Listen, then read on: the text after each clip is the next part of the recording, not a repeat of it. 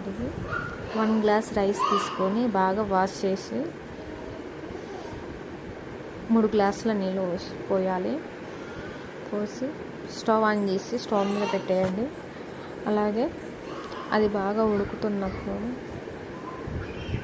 ఇక 3 glass water పోసిన stove మీద పెట్టేసి ఒక యాలకు, ఇక్కడ యాలకు స్కిప్ అయిపోయింది, అన్నం బాగా ఉడుకుతుంది. అన్నం బాగా ఉడికినాక ఇప్పుడు 1 కప్పు బియ్యం తీసుకున్నా కదా, ఇక్కడ 2 కప్పులు బెల్లం తీసుకోండి. టేస్ట్ బాగుంటుంది, స్వీట్ ఎక్కువ ఉంటుంది. ఒకవేళ స్వీట్ ఎక్కువ తినని వాళ్ళైతే తక్కువ వేసుకోండి. అలా కలుపుతూ ఉండండి. గడ్డలు గిట్టండి, అన్నం బాగా కలుపుతూ ఉండండి. బెల్లం కలిసిపోవాలి. ఇక్కడ 2 స్పూన్స్ శనగపప్పు వేసాను, టేస్ట్ బాగుంటుంది. ఒకసారి ట్రై చేయండి. ఇది కూడా వేసి బాగా కలపాలి. నేను ఇక్కడ బాగా కలిపిపోయింది. పక్కన ప్యాన్ పెట్టుకొని గీ వేసుకోండి. అలా డ్రై ఫ్రూట్స్ వేసుకోండి. బాగా వేగిపోయినాక మరీ మాడిపోకండి. గోల్డెన్ కలర్ వచ్చేస్తే తీసేయండి.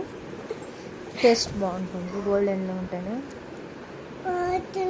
డ్రై ఫ్రూట్స్ బాగా వేగినాక ఇప్పుడు తీసేయండి. స్టవ్ ఆఫ్ చేసేసి పక్కన పెట్టుకోండి.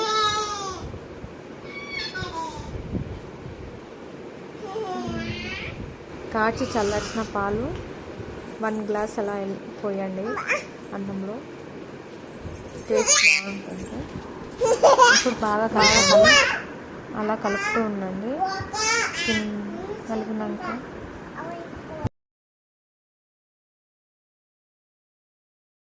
డ్రై ఫ్రూట్స్ వేసాక బాగా కలపండి. కలిపి అలాగే కాసేపు ఉంచండి. కలుపుతూ ఉండండి.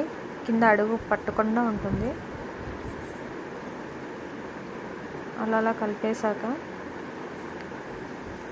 పక్కకు తీసి ఉడికిపోయింది బాగా. ఇప్పుడు మీకు ఎప్పుడైనా స్వీట్ ఇలా వేరే ప్లేట్లో తినాలనిపించినప్పుడు ఇలా చేసుకొని తినండి, చాలా బాగుంటుంది.